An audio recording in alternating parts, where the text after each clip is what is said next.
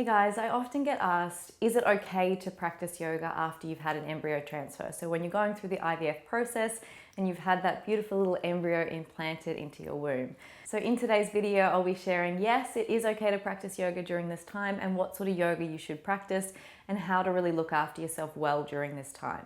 If you are brand new here, welcome. My name is Bettina.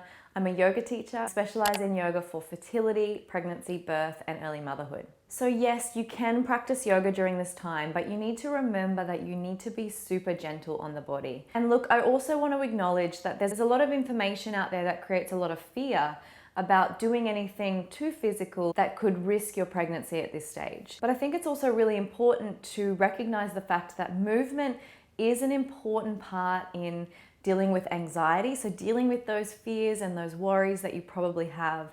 It's an important part of moving hormones out of the body. So after an IVF cycle, you do have excess hormones in the body.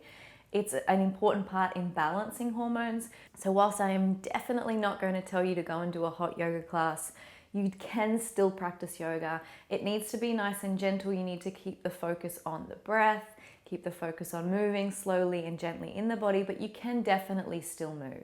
I have other videos on my channel for the 2-week wait, which is essentially what you're currently going through. You're waiting those 2 weeks from your transfer until you can do that test and hopefully get that good news. So you could practice any of my classes for the 2-week wait. I also have a 4-part series that gives you a class for each of the stages of the cycle. I'll leave that one below if you want to check it out. And I am currently working on an IVF program. So if you're coming to this video maybe a little bit later than when it's published, I will have a link below for the IVF program as well that you might be interested in. But rest assured, you can move, but you just need to listen to your body. If you're feeling incredibly bloated, maybe you're a little bit sore, a little bit puffy, maybe just going for a really slow walk would feel good for you. Maybe you need to practice a meditation because you're feeling anxious and agitated. Maybe you just need to do some breath work. So remember, meditation, breathing, these are all parts of yoga. We tend to just think of the physical practice, but yoga is so much more than just those yoga poses that you do on the mat. The reason why I still recommend that you do include some movement at this time is because I think it can be really easy to go insane at this point. The 2-week wait is hard enough without all the extra hormones that the IVF process puts you through. And I think we all know what hormones can do to our mental state, our emotional state. So when you have that 2 times, 3 times, 4 times, sometimes 10 times the amount that you would normally have, it's not surprising that you feel so unsettled in the body. So some sort of movement can really help you to just process and get through this time without going crazy, because of course, feeling incredibly anxious, feeling negative in your body is not a great place to grow a baby from anyway. I think you also don't want to look back on this time and think, wow, that was really shit. It might be shit anyway, but I think it's important to try and do the best you can with what you have. So at this time, as well as doing a gentle yoga practice, I really recommend resting as much as you can. So this is why Shavasana, lying on your back, taking 10 minutes just to breathe, closing down the eyes, is so good. So yes, it's not a highly physical practice, but it is yoga, and I think you should do it. Include it in every day if you can. Come home from work, lie down, look at the clouds, whatever you need to do, take that time to rest. Try and get 8+ hours a night. Try and sneak in a nap on the days that you can. Do what you can to really restore the body. Think about how much is going on inside your body at the moment. That little embryo is changing so much every day, and your body is supporting that. You want to give that part of your body as much energy as you can by not putting that energy elsewhere. So not putting your energy into feeling anxious, not putting it into worrying, put it into really being content and at peace with where you are now and looking after yourself as best you can. Another thing I really recommend doing is focusing on food as nourishment. So whatever your history is with food, for me personally, it took me a long time to think of food as nourishment. I struggled with weight as a teenager. I went through body image issues. I had eating disorders. So it took me a long time to see food as nourishment. But if you can put aside whatever your past is, whatever your experiences with food are, and instead see, what can I eat right now that's going to nourish myself and this baby that's growing as best I can. So things that don't take too long to digest, so soups and stews and broths, things that include a wide range of different foods. So don't get caught up in the right diet. Try and just eat a wide range of things, because then you know that you're getting lots of different nutrients. So obviously if you're existing on bread and peanut butter, yes, I have done it before, it's not enjoyable, it doesn't make you feel good. You're not getting much because there's only a certain limited number of nutrients from those foods. But if you can include a whole wide range of colors, try and eat the rainbow, as they say, you're going to be doing a lot better for your body, giving your body the energy and the nutrients it needs to grow this beautiful little baby. And then finally, something that yoga can help with immensely is helping you to create a positive mindset.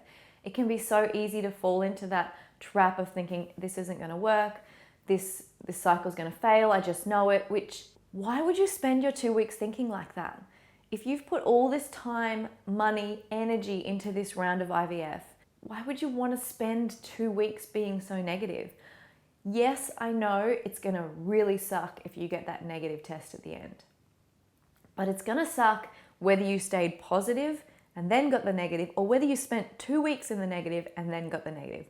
Either way, it's going to suck. I would prefer to spend my time being positive, flooding my body with all those positive feelings, those endorphins, and just feeling really good and excited and positive about it than living in the negative. So yoga is really good at helping with this positive mindset. Just helps us slow down and notice those thoughts to start with.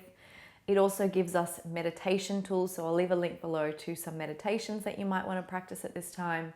You might use mantra or affirmations, so some words that have meaning for you that can help to bring you back to the positive. So when you find yourself in that spiral of negative thinking, even if you just come back to, my body is healthy and strong and I am growing a healthy baby, or any words that really are meaningful and feel true to you, is going to work. Something that can bring you back when you end up in that really negative cycle.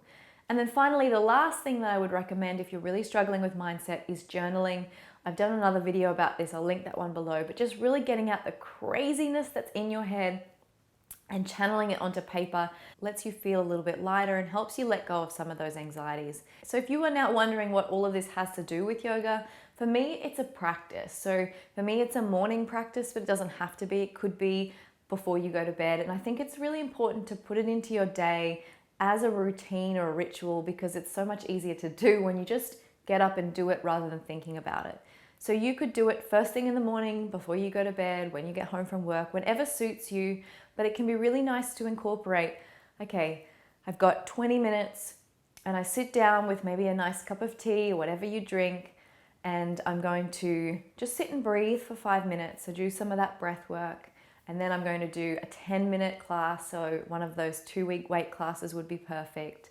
And then I'm going to do a little bit of journaling. And then maybe I finish with a meditation, really visualizing, repeating that affirmation, that mantra, and trying to create that future that I want to see, really focusing on that positive. And just 20 minutes, even 10 minutes, even 5 minutes of a range of these things will make you feel so much better during this 2-week wait. I don't want you to spend those 2 weeks going crazy, sending yourself mad, testing too early, looking for all the symptoms. Channel your energy into something better. You will feel better. I honestly think it helps to create a more positive, healthy environment in the body for this baby to grow. And I think it's worth channeling your energy into that. If you are watching this video and you have just had your transfer, I am sending you so much love and hope. Please reach out, let me know how you go. Go and check out one of those yoga practices for the 2-week wait. And like I said, if you are watching this video a little bit later, I might have already finished that yoga for IVF program, so I'll leave the link below. You might want to check it out. Thanks again for being here.